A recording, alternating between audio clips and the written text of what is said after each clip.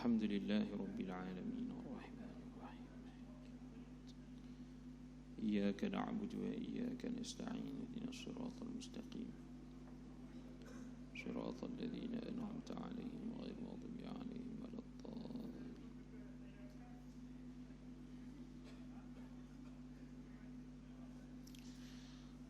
Alhamdulillahi Rabbil Alamin Wassalatu wassalamu ala sayyidina Muhammad wa ala alihi wa sahbihi ajma'in.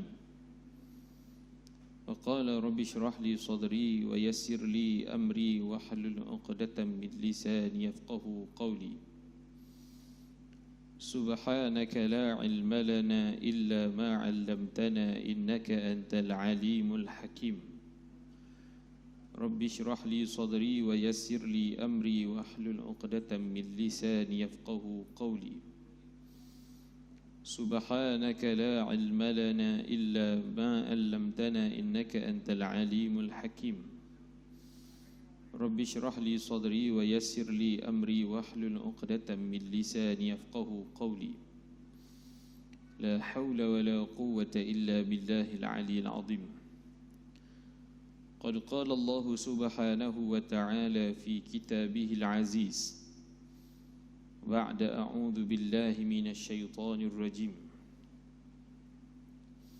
وإذا سألك عبادي عني فإني قريب أجيب دعوة الداعي إذا دعان فليستجيبوا لي وليؤمنوا بي لعلهم يرشدون. Sadaqallahul azim. Dan apabila hamba-hambaku bertanyakan kepadamu mengenai aku, maka beritahu kepada mereka sesungguhnya aku, yakni Allah, sentiasa hampir kepada mereka. Aku memperkenankan permohonan orang-orang yang berdoa apabila ia berdoa kepada aku. Maka hendaklah mereka menyahut seruanku, yakni dengan mematuhi perintahku, dan hendaklah mereka beriman kepadaku supaya mereka menjadi seorang yang baik dan betul. Suratul Baqarah ayat 186. Alhamdulillah, kita panjatkan syukur pada Allah Subhanahu wa taala. Kerana dengan limpah kurnianya Allah Subhanahu wa taala beri kesempatan kepada kita untuk kita sama-sama berada dalam majlis ilmu selepas mana kita melaksanakan ketaatan kita pada Allah Subhanahu wa taala. Mudah-mudahan Allah Subhanahu wa taala menerima amal kebajikan kita kerjakan sepanjang Ramadan. Lebih-lebih lagi kita berada di penghujung Ramadan al-Mubarak. Dan hari ini kita akan melihat dan mentadabbur ayat yang terdapat pada perspektif ayat yang disyariatkan berpuasa itu. Ayat yang kita sifatkan sebagai satu bonus yang Allah sediakan di dalam bulan Ramadan. Saya bacakan tadi ayat 186. Kalau kita perincikan muka surat tersebut yang ada di dalam Al-Quran, bagaimana Allah Subhanahu wa taala memulakan perbincangan, konteks ayat itu bermula pada ayat 183 lagi, iaitu tentang puasa. Kalau dalam ilmu tafsir, perbahasan ayat-ayat Quran ni dia akan lari sekitar 3 perkara. Untuk memahami sesuatu konteks, dia dipanggil siyaqul ayah. Maka untuk tahu whole penceritaan itu boleh tengok dengan sibaqul ayah, ayat sebelum. ataupun lihaqul ayat ke depan, baru tahu konteks masa. Inilah yang dipanggil sebagai kemukjizatan Al-Quran. Dan lebih lagi, supaya kita memahami konteks penurunan wahyu Allah Ta'ala itu kena dengan temanya. Jadi alhamdulillah, pensyariatan terbesar dalam bulan Ramadan ni, kita baca semua ayat tu. Dan sebagai satu resolusi penting dalam hidup kita, apabila dibacakan keseluruhan itu, maka ia berkehendak kepada kita hari ini tak tinggal walaupun satu petikan ayat, untuk kita memahami secara jelas apakah yang diperintahkan Allah Subhanahu Wa Taala. Jangan tinggal sehingga bila sampai khatam, maka dia khatam segalanya. Itu sangat malang.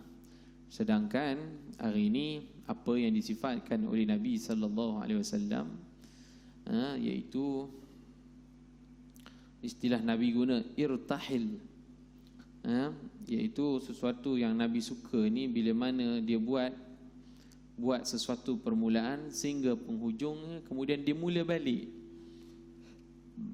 Maka sebab itulah Quran itu sifatnya bila di awal bacaan bolehlah tuju target sampai habis, tak ada masalah, tapi mesti ada cerita-cerita untuk mengulanginya.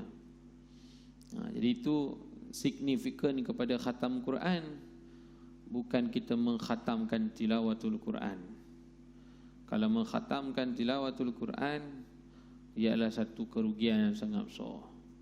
Ibarat kita memilih sesuatu ruang untuk disesatkan, sedangkan peluang untuk kita mendapat petunjuk itu masih terbuka luas pada kita. Baik, kita sebut perkara ini lebih-lebih lagi bila kita sudah pun menyempurnakan penghujung Ramadan. Balik pada konteks kita, dalam ayat surah yang saya bacakan tadi, dia adalah sesuatu ayat yang ada hubung kaitnya penciptaan puasa. Kalau flashback secara umum, ya ayyuhallazina amanu kutiba alaikumusiyam itu, sehinggalah ayat lingkungan puasanya uhilla lakum lailatas siyamir rufatu ila nisaikum itu, dalam kandungan ayat Quran itu dia ada tertera nombor 1 cerita tentang puasa. Yang kedua, konteks ayat yang sama daripada 181 tu, 183 tu sampai 187 tu, dia bercerita juga jika tak dapat puasa bagaimana kaedahnya. Yang ketiga, disifatkan juga Ramadan itu bulan Al-Quran. Yang keempat, dia sifatkan juga hari ini yang kita ambil satu juzuk pemahamannya, iaitu kita berdoa. Jangan tinggal sesuatu bonus yang Allah berikan, berdoa ketika mana dalam pensyariatan puasa kita. Baik. Jadi tema kita hari ini, kita berbicara soal bagaimana doa kita dengan Allah Subhanahu Wa Taala. Al-maklum, kita lagi 2 hari ini, janganlah lepaskan peluang-peluang seumpama ini. Kerana jika kita lepaskan, amat-amat malanglah ya. Maka bila kita sebut tentang doa, banyak juga hari ini manusia hari ini berlaku silap faham terhadap pemahaman doa. Lebih-lebih lagi dalam ayat ini, bila konteksnya dia bawa konteks puasa, bulan Ramadan ini sebaiknya, kalau kita katakan hari ini, apa nak buat lagi, dah selesai segala. Khatam mudah, baca Quran mudah, nunggu pengumuman je. Nunggu pengumuman. Baju raya dah ada, kuih raya dah penuh, segala dah ada. Apa hendak lagi? Kita akan tanya diri kita balik. Semua dah ada depan mata. Jadi sebab itu, antara yang mungkin kita tak boleh berhenti adalah bagaimana detik-detik Ramadan hujung ni juga, iaitu kita tidak tinggalkan supaya tak lepaskan peluang untuk kita berdoa ketika mana kita berpuasa. Cuma bezanya ayat ni, dia tak dalam ayat tersebut wa idza sa'alaka 'ibadi 'anni fa inni qarib, dia tak sebut tentang puasa, cuma konteks doa tu saja. Bila Allah Taala gunakan kalimah idza sa'alaka, bila kamu ni ditanyakan oleh hamba-hambaku, bila Allah Taala sebut kalimah idza dengan makna apabila, Allah tak guna perkataan jika, in jaa, ataupun jika kamu minta ataupun kamu ditanya, tapi disebut dengan apabila. Ini bermakna zaraf ataupun perkataan yang digunakan ini, Allah Ta'ala harap sangat-sangat supaya hamba ni akan bertanya tentang dirinya, yakni Allah Subhanahu wa Ta'ala. Ya? Allah sebut kita ni sebagai ibadi, hamba-Ku. Allah sebut perkataan ibadi, hamba aku. Yang mana jelas bahawa kita ni kena letak konteks masa berdoa, memang jadi seorang hamba yang sebenar-benar mengharapkan ataupun menyerahkan perhambaan diri pada Allah Subhanahu wa Ta'ala. Maka sebab itu hamba-Ku itu, spesifikasi ayat itu adalah merujuk kepada hamba yang betul-betul cukup cirinya beriman. Dan ini adalah satu kedudukan yang paling terpuji bagi Allah Subhanahu wa Ta'ala. Sebab tu ibadi ni, perspektif ayat yang sama Allah bagi kurniaan kepada Nabi dalam peristiwa Isra' Mi'raj. Tengok metodologi. Boleh saja Allah nak gunakan bila mana minta manusia, insan, bila mana minta bashar, juga manusia, tapi diguna ibadi. Kerana konteks ibadi itu walaupun kita panggil terjemah hamba, tapi tengok ayat, subhanalladzi asra bi'abdihi laila. Maha suci Allah Subhanahu wa Ta'ala yang telah memperjalankan hamba. Maka ibad ni perspektif perkataan yang bukan calang-calang. Bila mana Allah memperlakukan ini hamba-hamba aku, kita pun kena perasan kita ni juga seorang hamba di sisi Allah Subhanahu wa Ta'ala. Bukan pada literal perkataan sebut hamba itu perkataan yang calang, tapi dia adalah satu nilai. Sebab itu, apa nilai yang ada pada hamba yang berlaku pada Nabi, yang dirujuk pada Nabi Surah Isra', dia buat sesuatu yang bentuknya kemu'jizatan kepada Nabi. Jalan pergi Masjidil Haram, Masjidil Aqsa semalaman. Adapun kita pada hari ini yang diakui, diperlakukan Allah dengan hamba, ini qarib, sesungguhnya aku dekat. Aku ni dekat. Tak perlu bimbang soal Allah terima atau tidak. Kita hanya perlu doa saja. Kerana jaminan bila Allah perlakukan orang minta ni, orang berasa diri dia hamba ni, aku akan dekat dengan dia. Macam mana analogi seorang budak, ketika mana dia selama hari ni seronok didampingi dengan mak pak dia. Bila berjarak, contohnya bila dia pergi mana-mana hala, pergi balik raya ni, pergi rumah pak-pak saudara dia, dia akan toyak dalam sehari dua tu. Sebab apa? Mak pak dia jauh pada dia. Bila mari mak pak dekat balik, udah hilang semangat ataupun nak toyak tu. Kenapa? Mak ayah ada dekat dia. Tapi hari ni orang tetap rasa dekat. Toyak atau ke mana pun, pergi tengok video call, dekat balik, hilang air mata.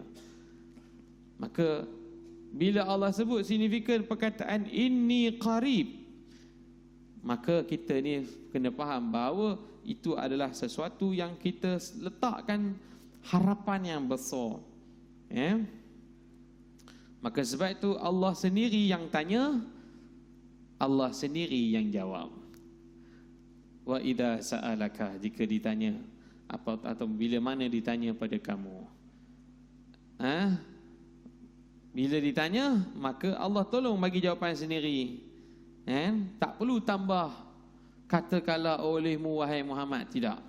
Allah terus jawab pertanyaan tu. Kalau perspektif ayat yang lain, banyak je persoalan dimulakan tanya. Contoh orang perempuan, yas'alunaka anil mahid. Bila ditanya kepada engkau wahai Muhammad tentang haid, Allah mulakan perkataan qul huwa adhan fa'tazilun nisaa fil mahid. Yas'alunaka 'anil anfal qulil anfalu lillahi wa rasul. Bila ditanya, Allah bagi saranan untuk Nabi jawab, qul, katakanlah oleh Muhammad, jawapan dia macam ni. Tapi bila Allah timbul persoalan kepada kita, idza sa'alaka ibadi, bila ditanya pada kamu hamba-hambaku tentang diri aku, Allah tak guna perkataan wahai Muhammad jawab macam ni, tapi Allah bagi jawapan terus, fa inni qarib.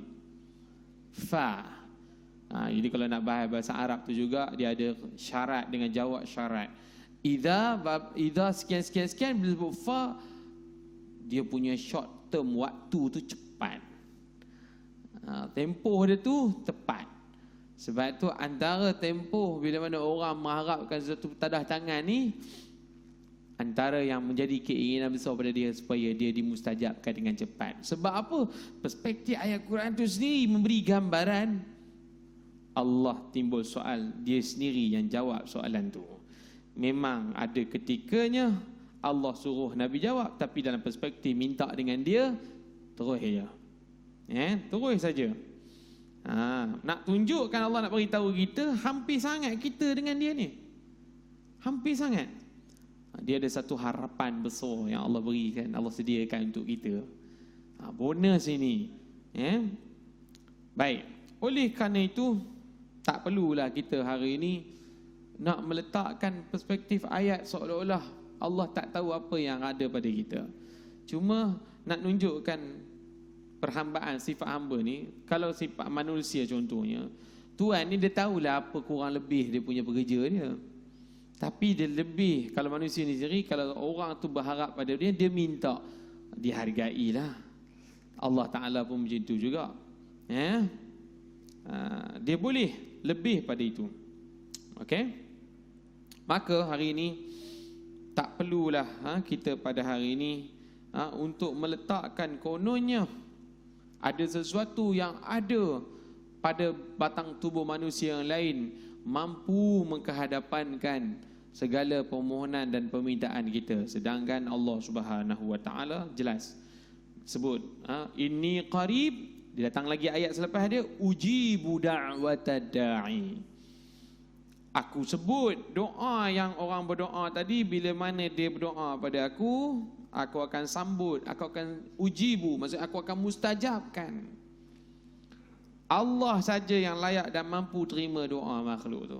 Ujibu da'watad da'i idza da'an. Aku sahut terus. Aku jawab terus. Itu dia. Maka di sini terus menerus Allah Ta'ala sahut apa doa dan permintaan kita. Maka hari ini cuma kita saja timbul persoalan pokok. Kalau yang diminta kita hari itu, apa yang kita minta? Rezeki lebih, ya Allah, raya ni biar lebih banyak dapat. Itu ininya. Tapi dalam keadaan setiap hari bangun 10 akhir ni minta pun tak ada nampak besarnya nilai yang kita hendak tu, value yang kita hendak tu. Sedangkan Allah kata, Allah jawab terus. Pertama sekali, bagaimana kita nak interact dengan ayat ni? Pertama, kita kena yakin bahawa Allah dengar doa kita. Itu dulu. Kerana dia bersifat dengan sami', dia bersifat dengan alim. Alim Allah tu, innallaha alimum dhatis sudur. Lubuk hati kita ni tak sebut mulut lagi, baru apa dalam cerita tu dah tahu dah. Dia tahu. Artinya tak boleh timbul sebarang syak wasangka, keraguan bahawa Tuhan tu tak terima doa kita. Cuma apa yang jelas di sini, bagaimana bentuk penyampaian ataupun penerimaan Allah itu sesuai bagi orang yang minta itu. Allah Ta'ala ni boleh terima doa, dan boleh juga terkadang ditangguhkan soal untuk, bukan tangguh sebenarnya, kita yang tak tahu bagaimana corak doa kita itu diterima. Sebab tu bila kita minta soal rezeki contohnya, pagi tadi kita baca zikir munajat, doa zikir munajat kita doa pada Allah, wa wahab lana ataupun wa wahabli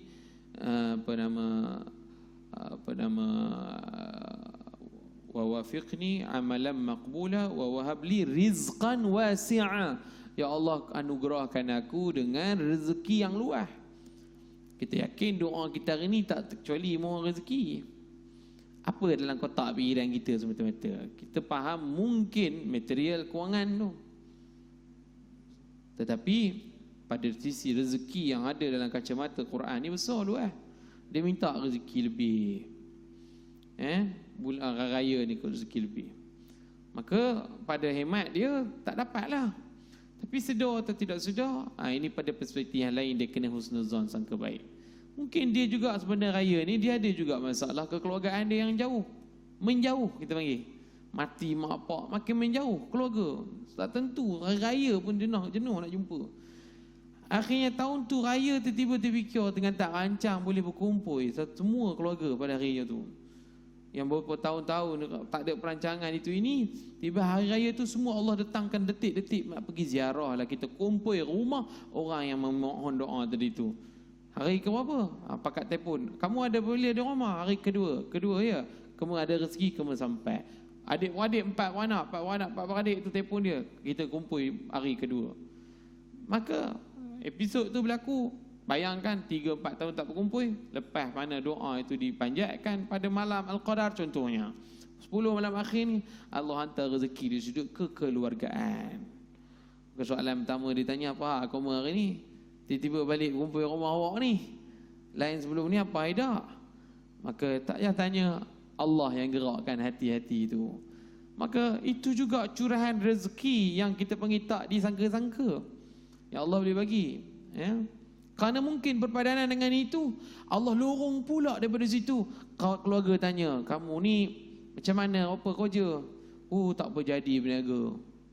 Alhamdulillah aku jadi pula. Apa-apa kabur ke aku. Aku ada ruang lain, peluang lain untuk bagi pada kamu.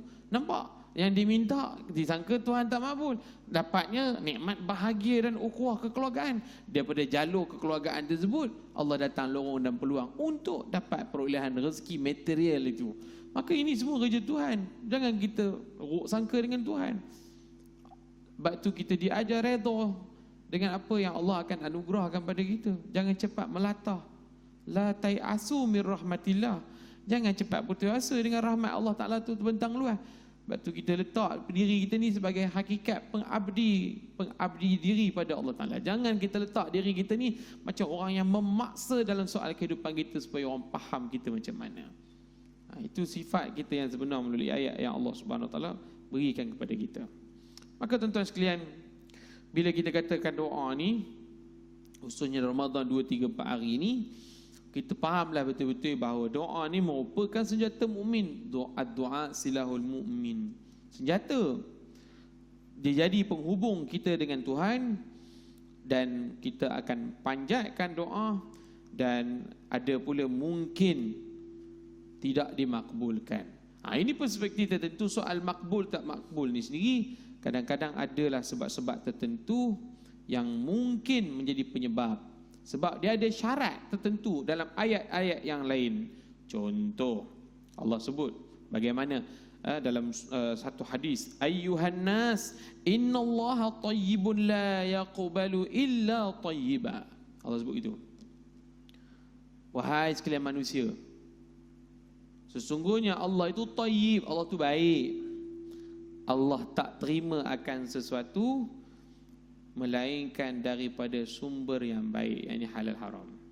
Berarti ada juga konteks pengecualian. Kita hari ini nak minta sesuatu dengan Allah Ta'ala, beri kurniaan, rezeki, makan, minum, apa semua material yang ada, syarat mesti jalur usaha kerja tu jalan yang baik. Ni jawab buat macam-macam pelik-pelik bagi makan anak bini. Tapi kita berusaha dengan macam-macam usaha kita buat, cuma jalannya tak betul. Tiba-tiba kita mengharap natijah daripada tersebut baik juga, tiba-tiba tak dapat. Maka Allah letak kat situ ada qaid pengecualian. La yaqbalu illa tayyiba. Allah tak terima melainkan mesti datang daripada benda yang baik juga. Kan? Bahkan Allah guna juga teori yang sama, syarat. Man akalal halala arba'ina yawman. Ini disebut daripada Sahlu ibni Abdillah rahimahullah. Disebut man akalal halala arba'ina yawman. Apa katanya? Ujibatid da'watuh. Siapa yang makan makanan halal 40 hari turut halal, ujibatid da'watuh, maka doanya akan mudah dimakbulkan. Berartinya ada satu syarat dekat situ. mesti pilih sesuatu halal, benda yang pengambilan sesuatu yang halal. Maka itu contoh. Banyak lagi lah perspektif yang mungkin berlaku masalah pada makbul doa tu kalau unsur-unsur makan tu tak sihat, unsur makan tu tak elok. Maka sebab itu bila kita sebut senjata ni, biar senjata yang benar-benar berbekas lah, kan?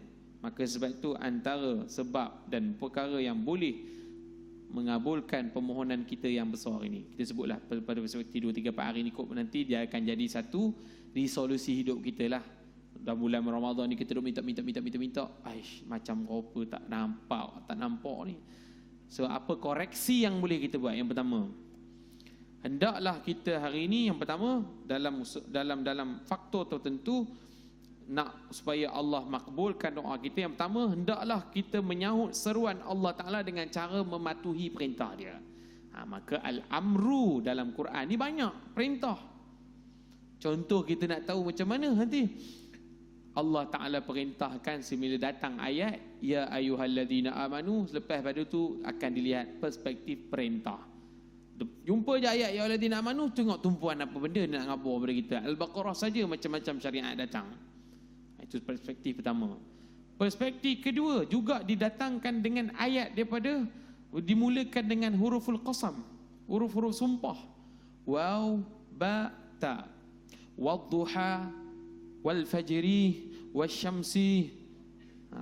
Lepas pada tu dia ada tema. Apa benda dia nak alert dekat situ untuk kita ambil perhatian. Apa dia dalam bentuk syariat yang kita perlu pertimbangkan, titik beratkan. Itu kena tengok perintah-perintah. Perintah ni ada dua, iaitu perintah yang bentuk lazim. Bila perintah lazim suruh, artinya benda itu boleh jadi wajib, benda itu boleh jadi sunat. Perintah juga ada perintah yang bentuk perintah tinggal. Maka perintah tinggal ni juga bagi pada dua, lazim dengan ghair lazim. Kalau benda tu lazim kena buat, kena tinggal, hukumnya haram. Kalau benda tu tiada kelaziman pada suruh tinggal, jadi benda tu makruh. Itu contoh-contoh perintah yang Allah sebut. Maka itu pertama. Kedua, kita syarat untuk Allah kabul doa kita, beriman kepada Allah sebenar-benarnya. Maka sebab itulah syarat iman ni sendiri banyak digandingkan pada ayat-ayat yang lain. Amal soleh tu seseorang tu nak terima, dia mesti dimulakan dengan iman dulu. Itulah perspektifnya. Contohnya paling simple, perintah untuk kita berbuat baik dengan orang. Man kana yu'minu billahi wal yawmil akhir falyukrim dhaifahu. Contoh, siapa yang beriman dengan Allah dari hari kiamat, maka dia akan memuliakan jiran ataupun tetamu dia. Perspektif simple je. Hari raya kan kita nak banyak hormati jiran, tetangga dan sebagainya. Maka ciri-ciri orang yang beri layanan terbaik kepada orang yang disanjung itu, dia kena letak ciri orang beriman dengan Allah dan hari kiamat. Maka orang yang ada sikap kepribadian tinggi berimannya dengan Allah, maka dia akan muliakan semulia-mulia orang yang namanya tetamu. Kalau dia tidak ada ciri iman dalam dirinya dan takut pada hari kiamat mendatang, bagaimana soal dia tak takut soal perhitungannya, bagaimana nanti apa hisab di hadapan Tuhan, dia tak takut, maka pasti dia akan buat sesuatu yang memberi tekanan dan kesan kepada orang lain. Jadi sifat iman ni dia kena ganding dalam semua unsur kehidupan. Tak boleh lari. Termasuklah nak minta doa dengan Allah Ta'ala pun mesti ada unsur iman. Sebab tu kalau kita tengok antara fawaid, contoh-contoh lafaz doa dalam Quran, kita tengok apa yang kita perakukan depan Tuhan. Kita ambil satu perspektif doa. Rabbana zalamna anfusana wa illam taghfir lana wa tarhamna lanakunanna minal khasirin. Ini ayat datang daripada ayat Quran sendiri. Ya Allah, kami telah zalimi diri kami. Kita nak minta dengan Tuhan dulu, kena perasan diri itu siapa. Ini kadang-kadang terus, ya Allah, berilah ya Allah aku ni ya Allah. Minta. Tak sedar diri itu rupa mana. Kita dengan orang pun kita boleh buat begitu. Kamu ni aja berbaik orang. Sebut lagi, rezeki murah. Lagi, tak pernah aku tengok orang macam kamu. 3-4 lapis barulah ada ke rezeki sikit boleh dikongsi. Udah 3-4 lapis barulah. Ni kita tuntutan kita doa yang maksud dibaca pada setiap hari Ramadan. Tengok doa macam mana. Allahumma innaka afuwun tuhibbul afwa. Letak dulu hakikat Tuhan tu siapa? Ya Allah, sesungguhnya kamu datang ni pula dengan sirah innaka, senya kamu semata-mata. Gitu. Ayat ni kalau nak terjemah innaka tu. Senya kamu semata-mata. Afuun, maha pemberi maaf. Cerita dulu dia maha pemberi maaf. Tak cukup dengan itu. Tuhibbul afwa, aja suka maafkan orang. Tu, ni mudah cerita, mudah kita nak terjemah kan. Barulah fa'fu anna, maka maafkan kami. Nampak tu di sirah dia. Sebab tu antara petikan-petikan doa pun kena betul sikit dalam tu. Sebab tu kalau kita tengok dalam hari ni terlibat dengan event-event, majlis-majlis, perspektif doa, bahkan Jumaat kita tuan-tuan perhati betul-betul doa ketika khutbah kedua tu. Itu antara sirah terbaik untuk lafazkan doa. Ya Allah, tengok dalam kita nak doakan supaya orang tu dikurniakan rezeki. Ya Razzaq, maka baru kita tengok orang yang Allah Ta'ala, kita mohon pada orang yang memberikan sedekah, zakat, wakaf itu duduk pada tempat terbaik. Kita doa untuk kita panggil raja-raja kita. Maka kita mulakan ya Malikal Mulk, yang maha memiliki penguasaan. Barulah kita sebut tentang penguasaan manusia. Maka letak cantik perspektif ayat tu. 99 nama tu semua berfungsi untuk kita doa. Maka manfaatkan metodologi doa itu terbaik dengan adab tata susilanya. Moga-moga Allah dengar dengan orang yang sedemikian. Itu yang dikatakan beriman dengan Allah sebenarnya. Okey. Baik, itu contoh dua perkara. Maka untuk lebih kuat dimakbulkan doa kita tadi, maka ada unsur pengambilan makanan yang halal baik seperti hadis yang kita baca, dan juga kita makanlah sesuatu yang halal. Sebab tu antara elemen tambahan lain sikit lagi tuan-tuan. Kita berhenti masa syuruk.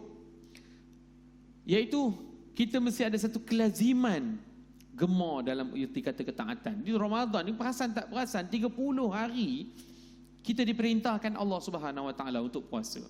Bukan semata-mata satu takwim suratan yang kita kena ikut. Bahkan dia ajar ke situ satu fasa pembelajaran secara berterusan. Istiqamah. Apa tu ada pepatah Arab sebut, kama takarrara taqarrara. Perkara tu bila diulang-ulang buat, dia akan lekat. Dia akan lekat.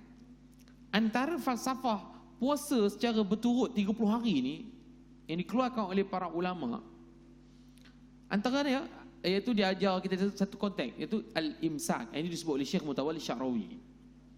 Dalam satu muhadarah ada satu pembahasan dia disebut puasa ni besar nilainya adalah dia ajar kita imsak. Apa tu imsak? Tahan diri. Apa definisi imsak dalam perspektif puasa oleh ulama fiqh? Al-imsak 'anil mufattarat. Tahan diri daripada benda yang boleh batalkan puasa. Ditambah lagi selepas itu sebahagian daripada definisi, tahan diri daripada perkara yang membatalkan pahala puasa. Apa kerja buat kita yang kita buat? Makan tak boleh, walaupun makan sebaik-baik makan. Apa dia? Kurma dan air zam-zam. Tak boleh. Sebab apa tak boleh? Atas dasar pengabdian diri.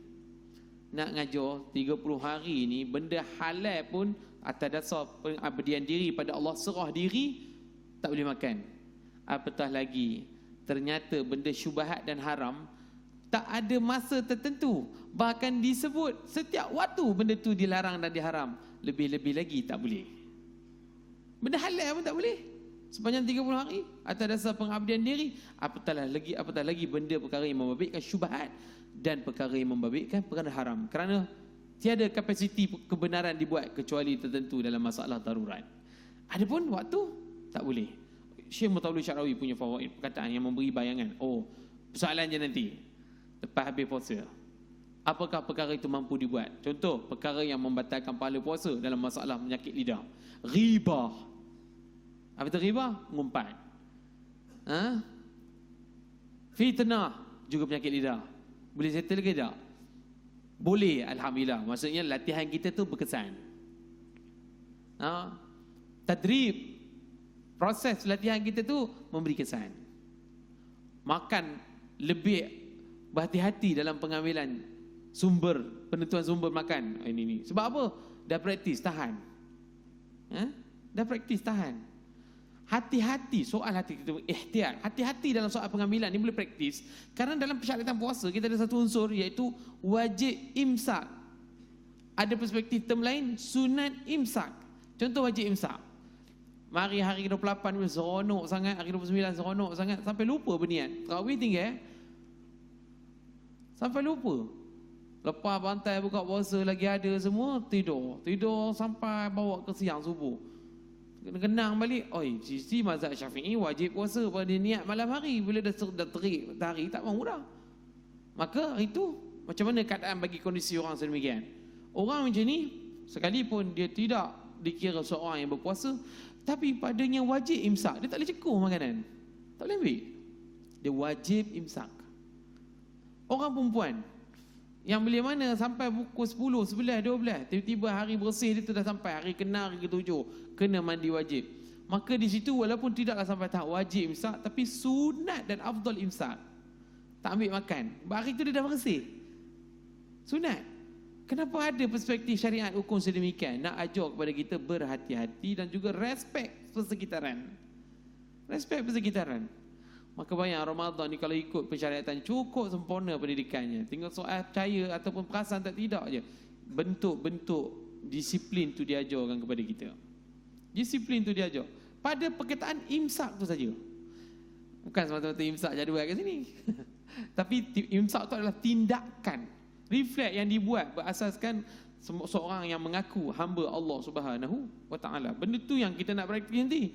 Kerana 11 bulan mendatang bermula daripada Syawal, banyak lagi syariat yang perlu kita buat kepatuhan dalam soal pengabdian diri. Bukan semata-mata konteks ibadat lagi, banyak lagi. Kerana dalam perspektif fiqh dia datang pula unsur muamalat, dia datang unsur munakahat, dia datang lagi unsur jinayah. Maka praktislah benda yang sama, tuan-tuan. Jadi kita lakukan ketaatan secara berterusan, kerana Al-Imam Ibn Rajab Al-Hambali beritahu buat ketaatan ni doanya mudah takbul.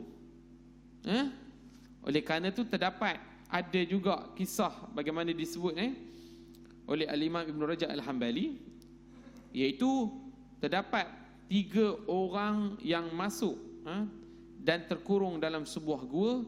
Batu besar yang menutupi mereka telah terbuka kerana sebab amalan yang mereka sebut dalam doa mereka, di mana mereka sebut mereka melakukan amal tersebut ikhlas kerana Allah. Mereka berdoa kepada Allah dengan menyebut amalan soleh ketaatan tersebut, sehingga doa mereka pun dikabulkan, yang ini dapat keluar daripada gua tersebut. Ini kisah masyhur, kisah yang masyhur. Maka tak salah kita pada hari ini untuk mengguna pakai istilahnya mengguna pakai apa konteks amalan yang kita buat. Yang ketiga, menjauhi larangan Allah dan juga perkara-perkara yang haram. Sebab tu Sayyidina Umar bin Al-Khattab diajar pada kita hari ni, perspektif nak ambil benda terlarang ni dia panggil warak, istilah dia warak. Warak ni bukan orang Melayu panggil, warak pun warak, tunduk. Zuhud pun tunduk juga katanya.